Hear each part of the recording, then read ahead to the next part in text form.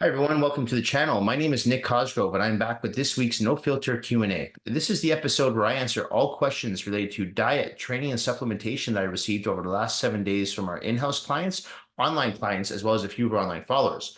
Remember, if you have any questions related to your nutritional plan, workout program, supplements you're currently taking, not taking, considering taking, please feel free to email me those questions at nick@foreverfitperformance.com, or you can DM me your questions on my Instagram at @fitcosgrove_. All right, let's get started with this week's No Filter Q&A with question number 1. Nick, are pre-workout drinks safe to consume? For the most part, I would say they are, unless, of course, you have a heart condition. And if you do have a heart condition, my recommendation is to avoid pre-workout drinks at all costs, right? In that case, actually avoid stimulants at all costs, like ephedrine as well, right? Limit caffeine intake. So you have to be very careful if you are someone that does have a heart condition, young or old. Okay, but if you don't have a heart condition, I see nothing wrong with having a pre-workout drink before you train. Um, Again, though, there are people who are very sensitive to stimulants. So if that's you, you probably don't want to consume pre-workout drinks. I know people, if they consume even a cup of coffee, they have the jitters all day, they get anxious, then they have trouble sleeping later on at night. So if you know that you're someone who's sensitive to stimulants, you probably want to stay away from pre-workout supplementation. Now, I know there's a lot of pre-workout supplements out there that say no caffeine or no stimulants, and in my experience, I'm like, well, what's the point then? The whole idea about taking a pre-workout is to have that extra laser focus, that extra surge of energy, right? So if you're taking the caffeine out of it, I mean, I guess you're left with some things like beta-alanine and arginine, but you're not really left with anything that's going to actually give you more of a drive, more energy, like a cup of coffee would do, right?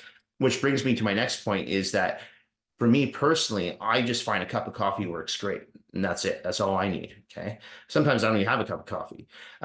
When I used to compete, as I'd get closer and closer to a show, as my calories got lower and lower and my body fat got lower and lower, I did find pre-workout drinks to be quite beneficial because they did allow me to get that extra surge of energy, that extra focus that I needed in the gym. But as soon as I finished the show and started going back to a regular eating plan with more calories, more complex carbohydrates, more healthy fats, more lean proteins, I found I didn't need the extra stimulants from the pre-workout drink. So I don't consume them. Okay. But for the most part, I think they're fairly good. There are, of course, like anything, there are going to be bad supplements out there, bad products out there. So in that case, my recommendation is to do your research on what you're taking. Look at the ingredients that are listed. Look for reviews, right? And another thing too is I tell this to every client who goes down the pre-workout drink route. Whatever the dosage is, say it's 1 scoop, my recommendation for the first few weeks, just do half a scoop. Build up a tolerance to it first, okay? And see how your body reacts. Because a lot of these pre-workout drinks, they're loaded with caffeine. Like we're talking, some of them contain up to like 500 milligrams of caffeine per scoop. Well, when you think of a grande at Starbucks is like 50 milligrams of caffeine, that's 10 grandes right there. So no one needs 500 milligrams of caffeine to work out. So it's not necessary. Okay. So really that's an individual based answer. You'd have to really assess your tolerance to stimulants as a whole. And as I mentioned, if you are someone that does have a heart condition, I would strongly advise you not to have these products and just stick to whole food sources for your energy source. Okay. But for someone who doesn't have a heart condition and you're not sensitive to stimulants, I see nothing wrong with having a pre-workout shake 3 to 4 times a week whenever you're in the gym before a training session. Okay. Nick, do you teach women's only classes? I don't see them listed on your website. We haven't taught women's only classes since I think it was about 2008 or 9. We stopped offering them. The reason we stopped offering them, we didn't really have a demand for them. We had about, I think at the time, about 6 or 7 women's only group classes. What would happen though, I would get some male clients saying, hey, I'd really like to work out at this time. Is there any way I could join this class? So after saying no a few times, I actually just started asking the women in the classes, do you mind if this client joins us for the class? And every single one of them said they had no problem with it. So then I started realizing there wasn't really a demand for a women's only class or a men's only class. So we just started doing co-ed classes. And as I've said in the past, I truly believe there's no exercise that a man can do that a woman can't do. Women and men can do the same exercises. Both genders can squat, both genders can deadlift, both genders can bench press. So why put them in separate classes, right? I think the days of like the women's only gyms, I think they're numbered if they're not already gone. Here in Vancouver, British Columbia, I don't really know any gyms that just offer women's only. I know there's women's only sections, but I don't know any gyms that are just women only based, right? So I don't think there's a problem combining genders in a class. In fact, I like the dynamic because I find that it actually creates some good competition. A lot of men, when they see the women pushing more weight, or the women doing better range of motion or doing more reps, it pushes them, and vice versa, right? The women want to keep up with the men and their weights, or how low they're going, their form, their intensity. So I think it's good. I think it's a good dynamic to have. So we don't offer them. Of course, if there is a demand, if I have like say 5 or 6 women that want to get together and just train together and not have any men in the class, absolutely we'll offer it. But that hasn't happened. So until the day comes where that does happen, or if it ever happens again, it's not something that we're going to offer. And I think there probably are a few companies out there that do offer like gender specific classes, and that's great. But that's just something I see really no value in. So not at this point, right? In this point in time, people are more open to working together now, and gyms are packed more now than ever before. Especially when I first started training clients. When I first started training clients, it was predominantly men in the weight room and women in the cardio section. That's changed completely now. Fast forward 20 years, now you've got women lifting really heavy weights in the gym, and they're in there with the men in the weight pits training, right? And the cardio machines sit empty. So it's changed a lot, and I think that's a good thing. So I think it's good to have co-ed group classes as opposed to these gender-only classes, right? Gender-based only classes.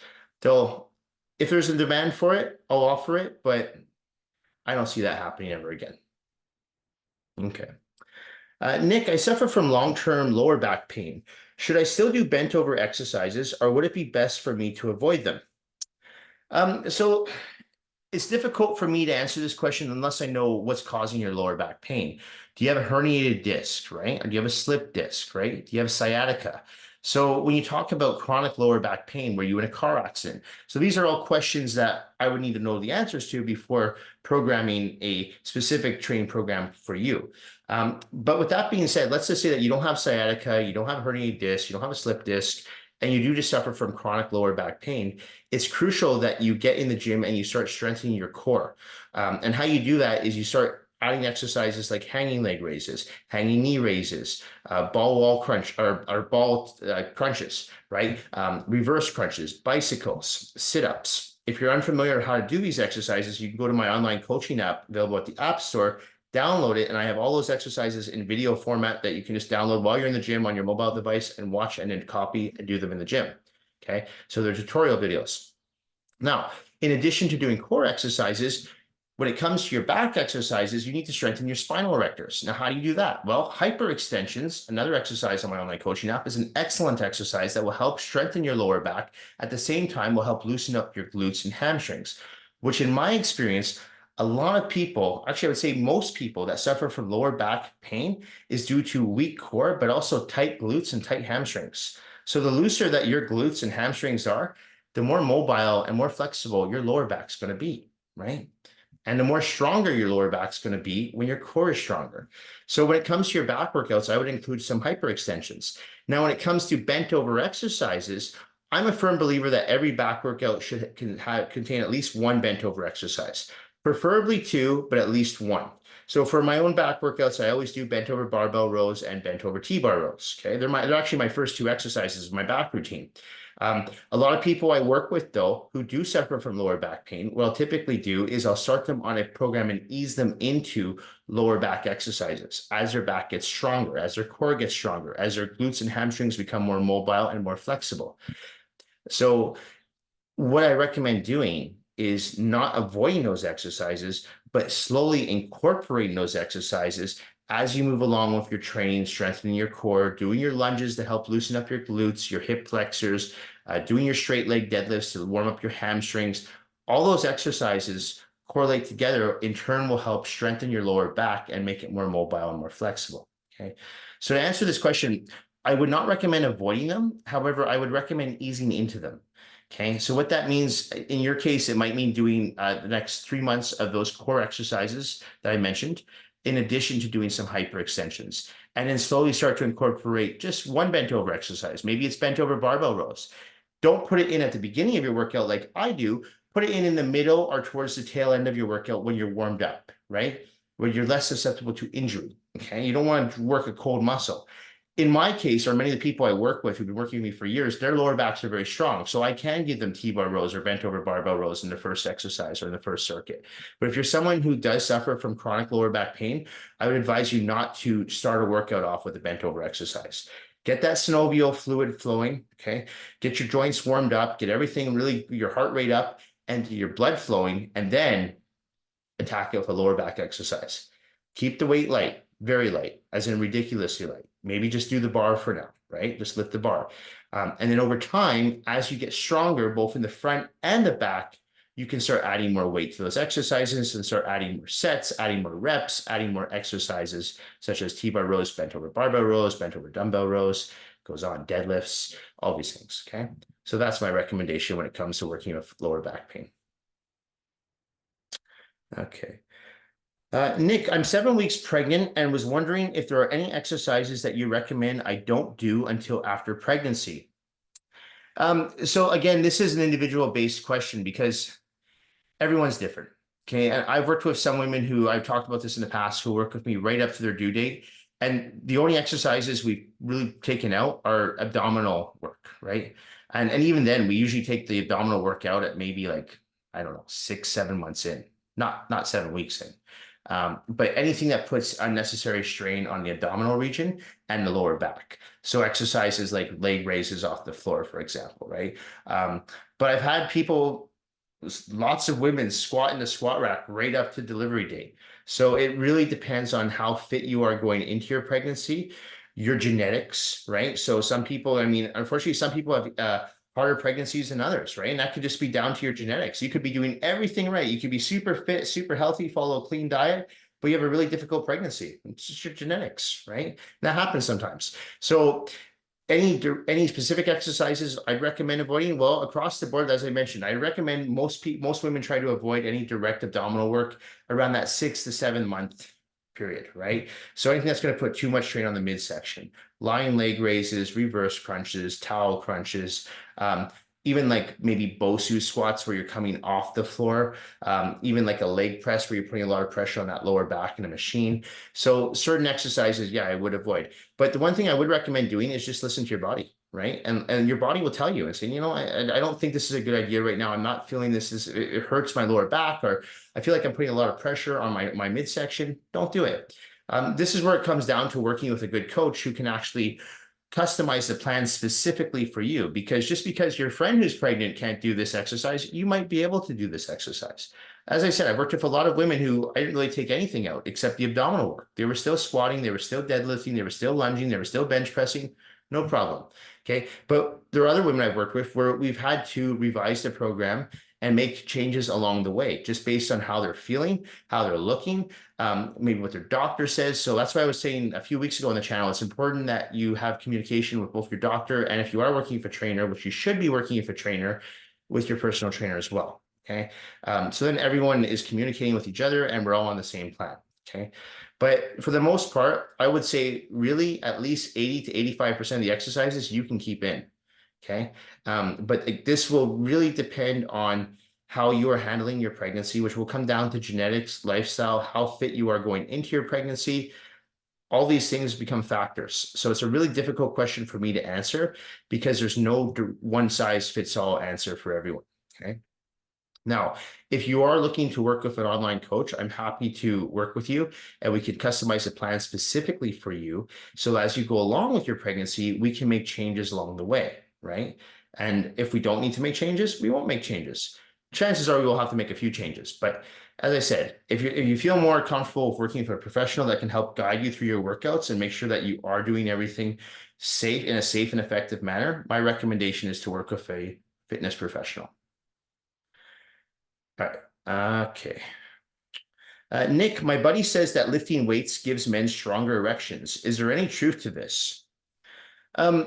I don't have any scientific data backing this claim, but I could see how that would make sense, yes, because exercise in general will help create more blood flow, right? Release more nitric oxide throughout the body. Now, if you have a body that's creating more blood flow and releasing more nitric oxide throughout the body, what's that going to do to the penis? Well, it's going to create more blood flow to that area. So I can see how it would give you stronger erections. It could even have maybe an effect like Cialis might have, right? So I can see how that could happen. Yes. Just like I can see how exercise would enhance a man's libido, right? Because again, the more fit and more active you are, the more testosterone you release in your body. So your libido is going to be enhanced. So I can see how that would make sense. Now, I don't know if there is scientific data backing that claim, but I would, for me personally, I see no reason why that would not happen, right? Because again, the more fit and active you are as a man, the higher libido your libido is, and yeah, I can see that how you would have stronger erections. You'd have better blood flow, right? Better blood flow is going to create more blood flow to the penis, period. So I would agree with your friend on that. But as I said, without scientific data backing that claim, and maybe there is some out there, I'm just not aware of it. I would say that's a strong possibility that that is a good chance of that happening. Yes. So even more reason for you to work out on a regular basis. If you're not already doing it for your health and for your aesthetics, work out for stronger erections. That'll motivate you. Okay. Lost my place. There it is. Okay. Nick, I have tight neck muscles, and as a result, I feel quite a bit of pain in this area. I tried Advil and Aleve, and neither works for me. I've also tried massages a few times, but this just seems to make it worse. What do you recommend for neck pain? Hmm. Okay, so if Advil and Aleve aren't working, my recommendation, I would do two things. One is to get one of those foam rollers, but get a hard shell roller, right? And actually make sure that you're actually compressing your neck erectors on that roller. So you know those rollers that people use on their IT bands, they'll use them on their quads. Just actually place the roller on your neck, lie on the floor, and then slowly compress your neck erectors back and forth, just like this into that roller. What that'll do, it'll massage the erectors, okay? And do it for a good minute, 2 minutes, and really push those erectors into the roller. I have a lot of clients that do, especially clients that work desk job, and they get that what we call poke neck, where poke neck is they start to do this. Their eyes get tired and they start looking at the computer screen and start poking closer, closer, closer, and they get that poke neck. So they put a lot of strain on the neck erectors. Another thing I would do if the Advil and Aleve are not working, and even if they are working, you don't want to be taking Advil every day or Aleve. God, what that will do to your liver, not good. Uh, so you shouldn't be taking ibuprofen every day. Um, what you could do though is heat. Heat works really well with that specific area. So my recommendation is to go to Amazon and get one of those pillows that you can put in the microwave for a minute and a half, 2 minutes, heats up, place it around your neck. Do that once or twice a day because the heat will actually help, loosen up that area. Okay. And see if that works. I have a lot of people that do suffer from neck pain from time to time, and those are my recommendations for them. They get on the roller, especially if they come early for a session, they'll use one of our rollers at the gym and let's start massaging their neck back and forth for a minute, 2 minutes. Feels better. Okay. And they get those pillows that I recommend. You get them on Amazon. And they're like $20. They don't last forever. They'll last for about 3 or 4 months and you just throw it out and get a new one. But I mean, they're cheap and they're effective. And I would use that 2 or 3 times a day because heat in that area does help. Okay. Not ice, but heat. So that's my recommendation. Get one of those pillows. Okay. And if you don't have access to a foam roller, get one of those as well while you're on Amazon. They're like $50. They work really well. And if you're not too familiar with the rollers I'm talking about, they're the foam rollers. You get them in, they're just type in foam rollers on Amazon, you'll see them, but make sure it's a hard shell roller. Okay. You'll see people using them on their IT band, as I mentioned. Some people use them on their back, some people use them on their traps, but get in that area, it'll help. Plus, once you have a roller, you can use it on other areas, right? You can use it on your rhomboids, your scapula, use it on your quads, use it on your IT band, your hamstrings, your glutes, your lower back. So they're really effective to have. So it's money well spent. Okay. So, but that's my recommendation. Heat pillow. Okay. And foam roller. And try to avoid the Advil and the Aleve. Only take that if you really need that, because you have to be so careful with ibuprofen, because too much ibuprofen is, first of all, it's really hard on the intestinal tract and it's really hard on the liver. So if you're taking a lot of that, it's not good. Okay. A lot of people just think because something's over the counter, like, oh, I can take this every day. No, don't take it every day. Okay. So go with the pillow. Okay. That's safe. Go with the roller. That's safe. And stay away from the ibuprofen unless you truly do need it. Okay. Okay. Uh, Nick, I've been dealing with a nagging pain in my left shoulder for the past 3 weeks. The pain comes and goes, but seems to feel worse on certain exercises like bench pressing and lateral raises. Should I stop doing these exercises that bother my shoulder or just go lighter on them until I'm feeling better? Well, you might never feel better if you're not addressing the issue. right? So yes, the first thing I would recommend doing is avoiding the exercises that are causing more pain to the area because you need to rest that area, right? So if a bench press is bothering it, don't bench press. Um, but you need to be proactive because for all you know, you could have a micro tear. Okay. Now it sounds like you have mobility, so it's most likely not a full tear, but micro tears can be a pain in the ass because they are nagging, right? They're annoying. But you still have mobility, you still have some form of flexibility. So the muscle itself has not been completely torn. But a micro tear, as I mentioned, it really is a pain in the ass and it can take some time to heal. It's going to take more time to heal if you keep hitting it, right? So my recommendation would be to avoid those exercises until that area starts to feel better. Now, in addition to that, what you should be doing is you should be applying a topical adhesive on there on a regular basis, as in 2 to 3 times a day, okay? That's crucial. Something like Voltaren, Tiger Balm, that will really help with micro tears. Okay. And I can't stress that enough because I have a lot of people that, not a lot of people, but I do get people from time to time that do get micro tears, especially in their shoulders. That's actually very common. And I'll get them using the topicals for 2, 3 weeks every day, like 2, 3 times a day. And I tell you, it works. Okay. Now, that's not going to work if the muscle is torn. The muscle is torn, you're going to need surgery, right? The topical is not going to work in that case. Okay. You will need surgery. But if it's not torn and it's a micro tear, it does help. You have to be proactive on it. Again, use, as I mentioned in the last question, the foam rollers. The foam rollers definitely help. You can massage that fascia. So any inflammation, the foam rollers will actually help release some of that inflammation, right? When you have a micro tear, there's a lot of inflammation around that area, especially the fascia. And there's a lot of scar tissue that builds up, right? If you're not massaging that area regularly, what's going to happen? That scar tissue builds up, and that's going to affect when you are feeling better. It's going to affect your range of motion when you're doing exercises like bench press. It's going to affect your range of motion when you're doing lateral raises. So it's best to massage that area through a foam roller massage and going to see an RMT at least once, preferably twice a week. Okay, this works. But you have to be proactive. If you're just sitting there waiting for it to recover and hoping it will recover and still going in the gym and still doing the same shit that's bothering it, it's not going to recover. It's most likely going to get worse. And that micro tear is going to turn into a full tear. And if you get a full tear and you need surgery, you could take that 3 to 4 week of recovery from the micro tear and turn that into 3 to 4 months, right? Depending on the muscle group that you tear, right? So that's my recommendation. Use the topical adhesives, go see an RMT, and get a foam roller and massage that area, okay? Work on your flexibility and your mobility. Make sure you're doing a lot of dynamic stretching and stay away from those exercises that are causing more harm than good. You can go back to them when you are recovered, but for the time being, stay away. I promise you, you're not going to lose a whole bunch of muscle. It doesn't work like that. You can still train other muscle groups, right? You can probably still do other exercises for your shoulders and your chest, just maybe not exercises like you said, like bench pressing, lateral raises. But you might be fine doing rear delt raises. You might even be fine doing shoulder presses, right? Depends on the angle.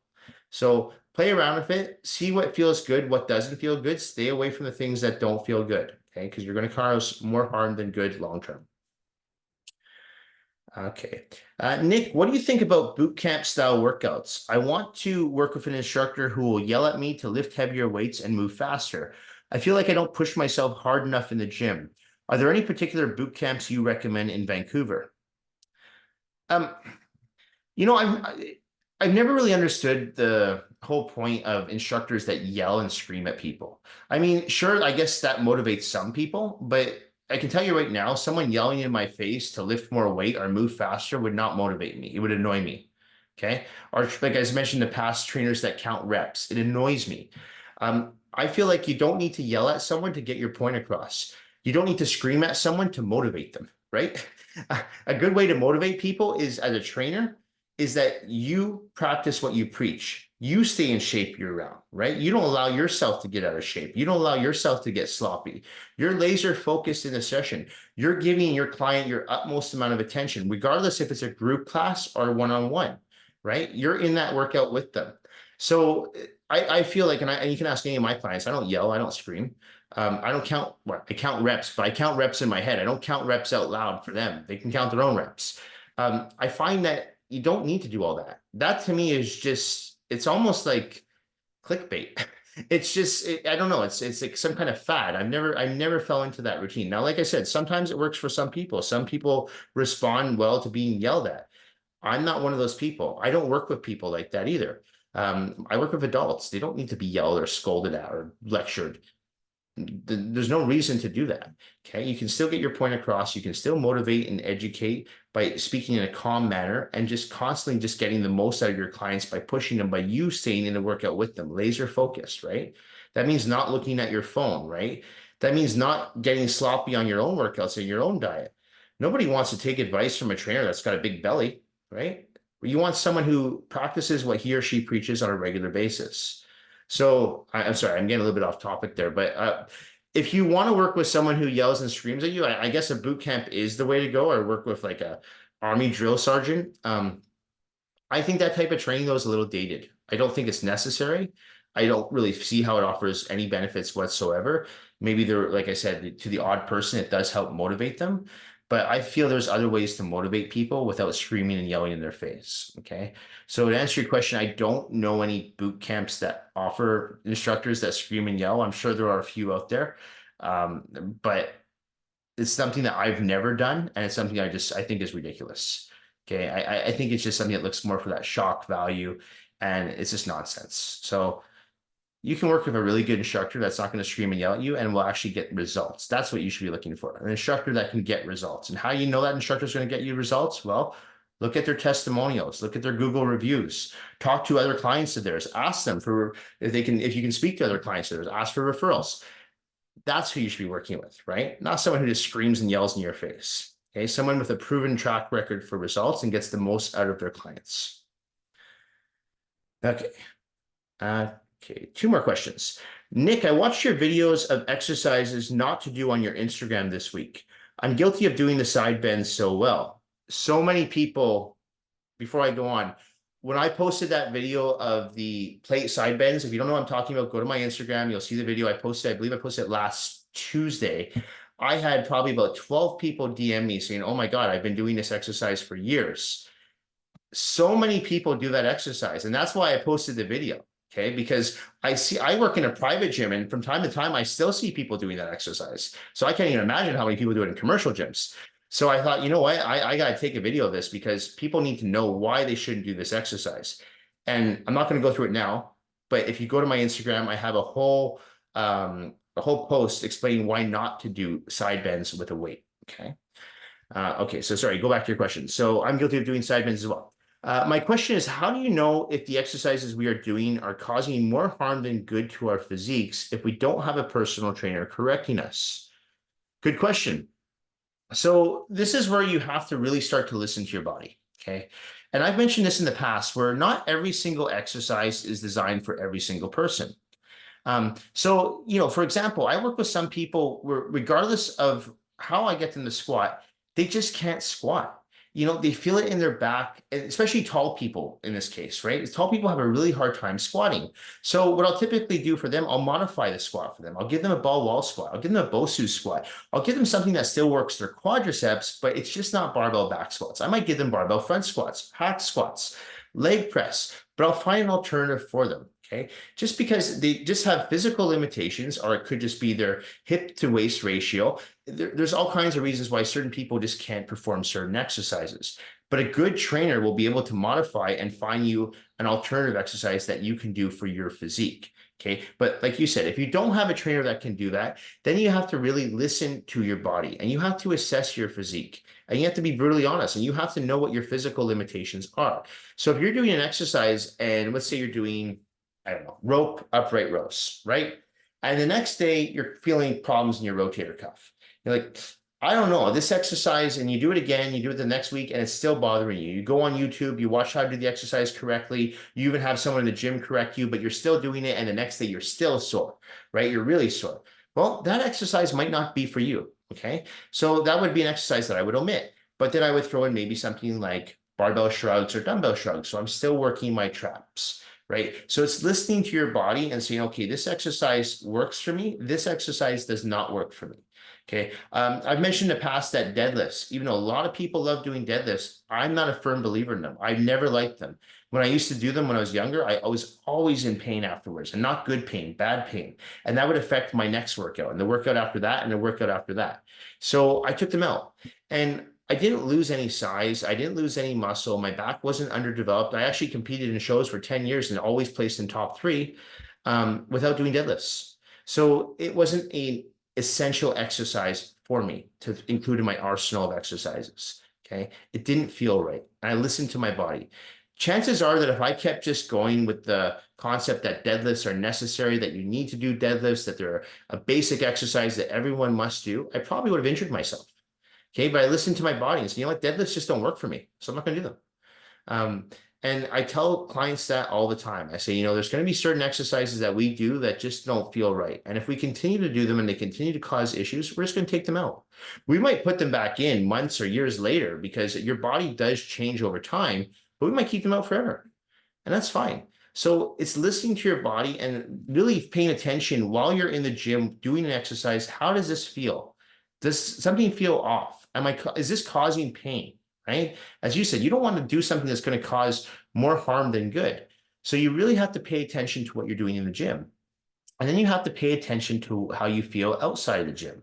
So if you wake up the next day and go, oh man, my shoulder really hurts, bad way, not good way. What did I do yesterday? Oh yeah, I was doing behind the neck barbell presses. Another exercise I recommend most people avoid, by the way, take it out, right? Or lower the weight, try it again. If it's still not working, take it out. It's not for you, okay? So just because someone says barbell squats are crucial, deadlifts are necessary, bench press, you have to do it. That's all bro science. I promise you it's bro science. We're all individuals. We all have our own physical limitations. We have different lifestyles, that different genders, right? So because of that, you have to make sure that you are programming a customized plan specifically for you and your physique. That is crucial. Okay. I don't give everyone the same cookie cutter plan. It doesn't work. Okay. So listen to your body when you're doing the exercise. Pay attention to how you feel after you've done the exercise. And if you know you're not progressing with the exercise, take it out. Don't be afraid to try something else. Okay. Don't just stick with an exercise because everyone says it's the king of all exercises. It might not be the king of all exercises for you, and that's okay. You need to listen to your body. All right. Last question. Nick, in your opinion, who is the best bodybuilder of all time? Well, physique wise, I think pretty hands down, Ronnie Coleman, 8-time Mr. Olympia. I mean, he was pretty unbeatable during those years. And no one was really ever close to him. But if you're asking me who I think the best bodybuilder, like bodybuilder as a whole, as in like not just physique wise, but also mentality, business wise, I answered this last week on my Instagram questions. Jay Cutler. Jay Cutler was, I think, 3-time runner-up to Ronnie Coleman, right? And he didn't have the greatest genetics. He had good genetics, but he didn't have the greatest genetics. But he had a good work ethic. He had a great work ethic. And you know, someone who keeps placing second place for 3 years in a row, you know, after a while you get a little discouraged. But someone like him, he was actually more motivated to keep pushing forward, right? And I respect that. It wasn't necessarily about winning the Olympia in his case. It was about just more of the mental strength, right? And that work ethic alone, that motivated me more than anything when I used to compete. I used to think Jay Cutler was, even if he wasn't winning shows, I always thought he was the best bodybuilder because he wasn't just a bodybuilder on the stage. He was a really good businessman off the stage. He knew how to capitalize on his physique by using his mind, right? So as opposed to a lot of these guys who just go to the gym, lift weights, and rely on sponsorships to pay them contracts, he was actually thinking outside the outside the box. He was putting out DVDs back when in 2000, 2001, when, you know, no one was filming their workouts really. Like professional photographers coming in the gym, our videographers filming workouts, putting on DVDs. Like, you know what I mean? Like that's smart. That's smart business sense, right? And even to this day, he's one of the most relevant bodybuilders, and he's been retired for, I think, about what, 11, 12 years now. He still has the longest lineup still, right? People respect someone who has a strong work ethic, who doesn't quit, right? And you look at someone like Jay Cutler, he's got a lot of ventures, real estate ventures, he's doing well in business, and he's still staying relevant in an industry that he's been out of, technically competing since I think his last show was 2013. So that was 9 years ago, right? But that's what I look at when I think of, well, who's the best bodybuilder? To me, there's no competition. Jay Cutler. Okay. Again, bodybuilding or any sport really, you only have a certain time period doing it, right? Especially at the professional level. So once that's over, you need to have a plan in place. And a lot of these guys do not have plans in place. And unless you're playing in the NHL or the NBA or the MLB or the NFL, bodybuilding doesn't really pay that much money. I mean, grand prize at the Mr. Olympia now is $500,000. $500,000 is really not that much money at all. So you've got to think, okay, well, how can I capitalize on my physique? How can I use my brain? Especially with the power of social media now. A lot of these guys and women know how to use social media, become influencers. They can make more money being a social media influencer now than they can competing on a bodybuilding stage. And they don't have to risk their health by taking all these anabolic steroids, right? They don't even have to step on a stage. So you just have to make sure that you're using your mind, not just your body. But if you've got a good body and you work in the fitness industry, that's an asset, and you can capitalize on that asset by using your mind, using your brain. Okay. As opposed to just going to the gym and lifting weights and being like a gym monkey and not actually realizing, hey, wait a second, I can help people by not just working with them in the gym, but I can work with them outside the gym. I can do online nutritional plans. I can do online training programs. I can do Q&As, get your brand out there, right? So that's why I credit Jay Cutler to being the best bodybuilder of all time. Okay. Not because of his Olympia titles. He only has 4. Coleman has 8. So, I mean, Phil Heath has 7. Arnold has 7. Jay doesn't have half of those physiques. Lee Haney has 8. It's not about the titles. It's not about the wins. It's the fact that, he knew how to become more profitable in an industry that's actually not very profitable by using not just his physique, but using his mind, using his brain. And I think if more people did that, there'd be more successful people in the fitness industry who do compete. But unfortunately, there's not. And a lot of these bodybuilders are broke. You've heard the term broke ass bodybuilders. It's because they don't know how to use their brain and how to capitalize on their physique by strategically thinking, hey, how can I help other people? How can I sell my services? How can I sell my brand? And that's how you do it. Okay. So best bodybuilder of all time, in my opinion, Jay Cutler. Not Arnold Schwarzenegger, not Ronnie Coleman, Jay Cutler. Okay. Schwarzenegger, I think, is one of the smartest bodybuilders of all time, for sure. The way he was able to transform his bodybuilding career into acting and governor, and he's still relevant today. But I don't think he was the best bodybuilder of all time. That title, I think, goes to Jay Cutler. Anyway, that's it for this week's No Filter Q&A. This episode will be going up on Monday, May the 6th. As a reminder, if you do have any questions related to your nutritional plan, workout program, supplements you're currently taking, not taking, considering taking, please feel free to email me those questions at nick@foreverfitperformance.com, or you can DM me your questions on my Instagram at @fitcosgrove_.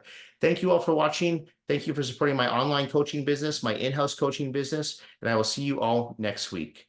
Bye for now.